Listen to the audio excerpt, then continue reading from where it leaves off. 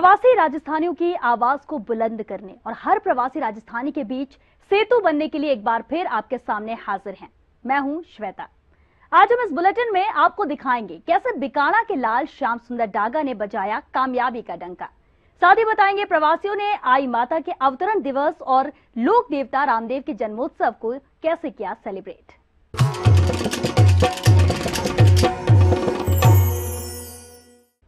प्रवासी न्यूज में हम आपको हर प्रवासी से जुड़ी खबरें दिखाएंगे। सबसे पहले देखते हैं प्रवासियों से जुड़ी हलचलें। प्रवासी राजस्थानियों की आवाज को बुलंद करने के मकसद से शुरू की गई ईटीवी की मुहिम प्रवासी राजस्थानी सम्मेलन के सकारात्मक परिणाम सामने आने लगे हैं।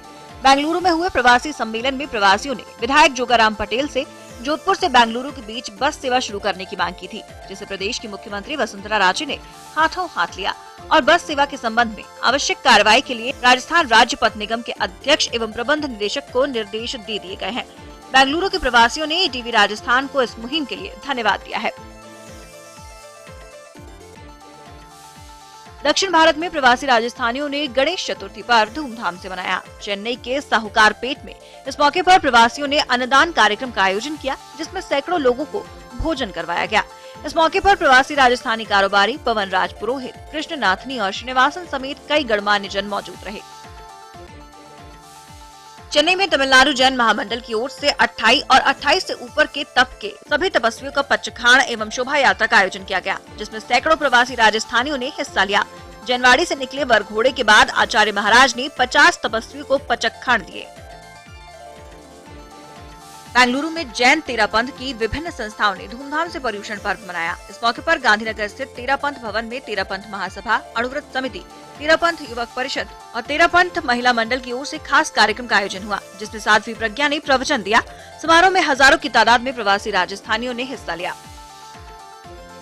ये हमारा जैन धर्म का बहुत बड़ा महत्वपूर्ण पर्व है। इसमें हम सभी उपवास, बेला, तपस्या करते हैं।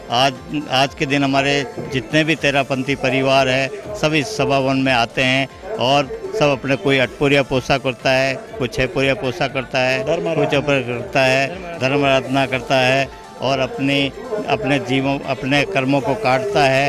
ये सबसे बड़ा महापर्व माना जाता है। यहाँ गांधीनगर और विजयनगर जहाँ अनेक क्षेत्रों में इसका बहुत बड़ा महत्व है। साधु संत हमारे जो भी जैन धर्म के विरासते हैं प्रेरणा देते हैं और शाम को पोसा प्रतिक्रमण का कार्यक्रम होता है, तो बहुत धूमधाम से इस कार्यक्रम को जैन धर्म में महत्व दिया गया है। कोलकाता में रजबस जाने के बावजूद भी प्रवासी राजस्थानी आज भी अपने सभी आयोजन राजस्थानी अंदाज में ही करते हैं। यहाँ के 60 साल पुराने शक्तिधाम में एक भव्य उत्सव का आयोजन किया गया, जिसमें सैकड़ों प्रवासियों ने हिस्सा लिया और माता के दरबार में हाजिरी लगाई। लोग अपने घरों से लोग आते हैं, यहाँ पर रोली चावल मेहंदी से साथिया बनाते हैं, दादी के फूल माला नारियल से चढ़ा कर पूजा करते हैं, धोग लगाते हैं और धोग लगाकर फिर पितर का धोग लगाते हैं। पितर अपने पितरों देवता का धोग लगा करके प्रसाद लेकर के अपने घर के लिए प्रस्थान करते हैं। रुड़ीचा में लोक देवता बाबा रामदेव की आस्था उफान पर रहती है, लेकिन जन्मोत्सव के मौके पर मीलों दूर हैदराबाद में भी आस्था उफान पर रही। यहाँ इस मौके पर कई कार्यक्रमों का आयोजन किया गया। हर साल की तरह मुख्य कार्यक्रम शिवरामपल्ली स्थित रामदेवरा दरबार में हुआ, जिसमें हजारों भक्तों ने बाबा के दरबार में हाजिरी लगाई। रामदेव मंदिर परिसर में 1 किलोमीटर तक लाइट, डेकोरेशन, शोभा यात्रा और शानदार सजावट वाला अद्भुत दरबार भक्तों के लिए आकर्षण का केंद्र रहा। लाखों भक्त पधारते हैं, दर्शन करते हैं, साथ में भजन गंगा का आनंद लेते हैं। ये जो हम कई वर्षों से चला रहे हैं इसको, हमारे पिताजी श्री गोपाल जी बजाज ने शुरू किया था। बस वही करते हैं, हम लोग आनंद लेते हैं। जैसा रुड़ीचा में धाम है बाबा का, उसके बाद हैदराबाद में सबसे बड़ा मंदिर यही है बाबा का, और यहाँ लाखों लोग, कम से कम 4 से 5 लाख लोग पब्लिक सवेरे से रात तक दर्शन करती है यहाँ पे, और हर चीज प्रसाद का और का दर्शन का हर चीज का आनंद लेते हैं यहाँ पे। प्रवासी न्यूज में वक्त हो गया एक छोटे से ब्रेक का। ब्रेक के बाद जल्द लौटते हैं।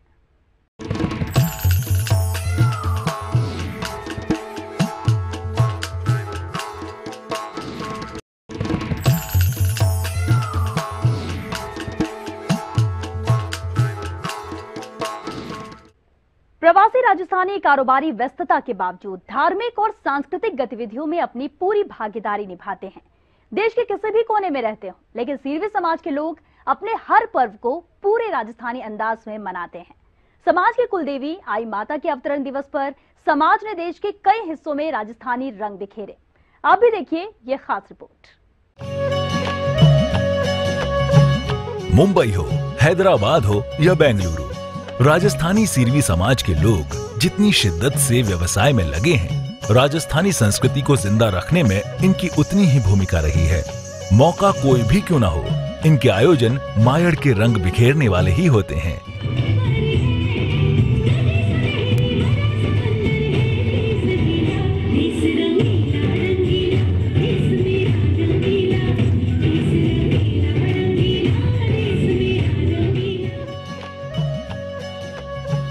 समाज की कुलदेवी आई माता के 600वें अवतरण दिवस के मौके पर इन लोगों ने देश भर में कई कार्यक्रमों का आयोजन किया।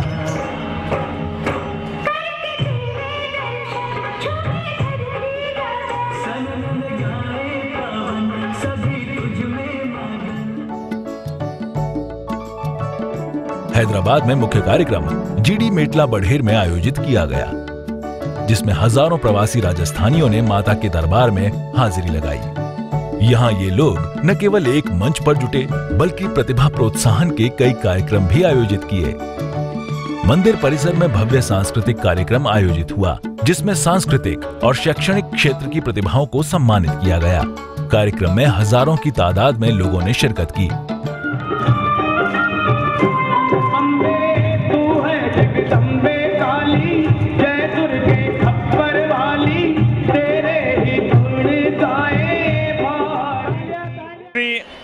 इस भवन ने बनाने 8 साल हो गए हैं।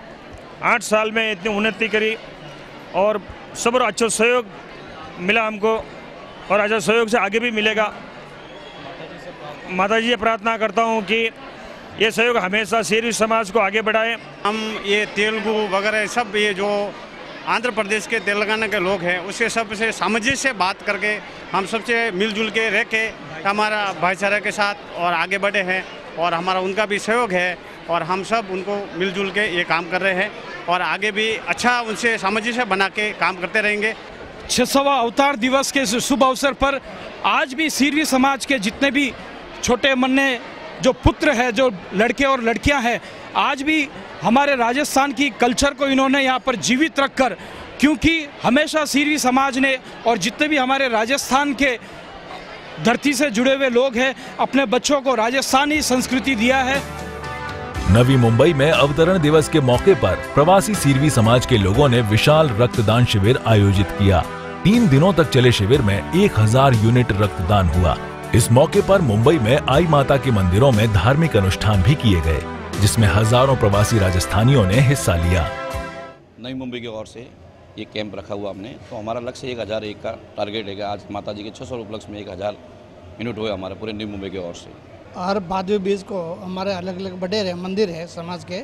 महाराष्ट्र में हमारे 46 मंदिर है और बॉम्बे में हमारे 16 मंदिर है। तो इस दिन, इसके पहले 2-3 दिन पहले भादवी बीज के दिन हमारा सोशल ऑर्गेनाइजेशन फंक्शन होता है। पाली, जालौर, सिरोही और नागौर से कारोबार के सिलसिले में देश के कई शहरों में पहुंचे सीरवी समाज के लोगों ने राजस्थान की शान में 4 चांद लगाने का काम किया है।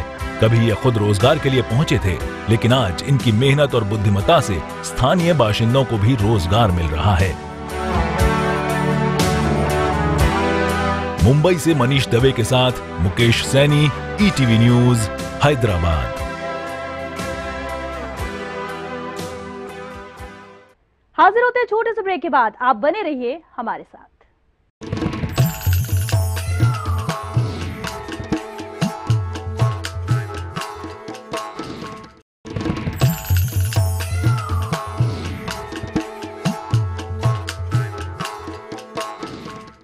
कारोबार के लिए जितनी मेहनत, धैर्य और लगन की जरूरत होती है, उतनी ही क्वालिटी को मेंटेन रखने और मजबूत मार्केटिंग स्ट्रेटेजी की आवश्यकता होती है। बीकाना की धरती के लाल श्याम सुंदर डागा में ये गुण जन्मजात ही थे, जिनकी बदौलत आज इनकी कामयाबी का डंका हर ओर बज रहा है। आप भी देखिए इनकी कामयाबी की कहानी।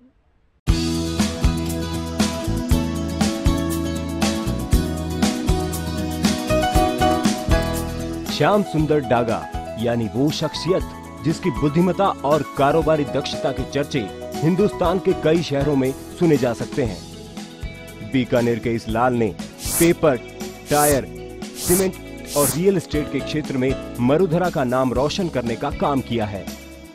बीकानेर में जन्मे श्याम सुंदर डागा बचपन से ही कारोबारी मानसिकता वाले रहे और पढ़ाई के बाद जब 1964 में पेपर इंडस्ट्री से जुड़े तो फिर पीछे मुड़कर नहीं देखा। कड़ी मेहनत से पहले बड़े डिस्ट्रीब्यूटर बने और फिर 1981 में सीमेंट इंडस्ट्री में कदम रख दिया। सीमेंट में मजबूती के साथ खड़े होने के बाद 1998 में खुद को टायर इंडस्ट्री से भी जोड़ दिया।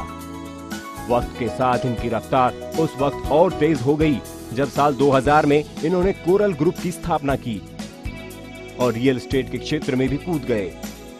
क्वालिटी के साथ कोई समझौता नहीं करने और रेडियल मार्केटिंग स्ट्रेटेजी के चलते कोरल ग्रुप देश के कई शहरों में पिछले 15 सालों में 28 बड़े प्रोजेक्ट पूरे कर चुका है और 18 प्रोजेक्ट्स पर काम चल रहा है।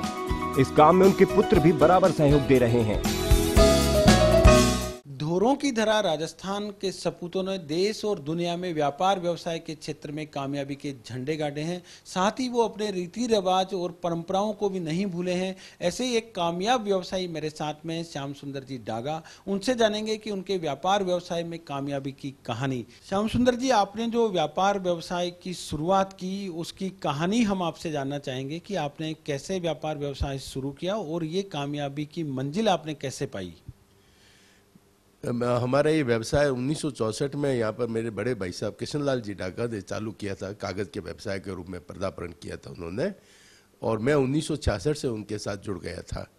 मेरे ग्रेजुएशन करने के बाद में मैंने भी सर्वप्रथम पेपर के व्यवसाय में अपना कदम रखा था। मेरा उद्देश्य एक ही था कि मेरे को व्यवसाय की अपने बहुत आगे बढ़ना है और उसमें सफलताएँ अर्जित करते रहना है। पेपर के व्यवसाय के साथ मैं सीमेंट के व्यवसाय में भी कामयाब रहा।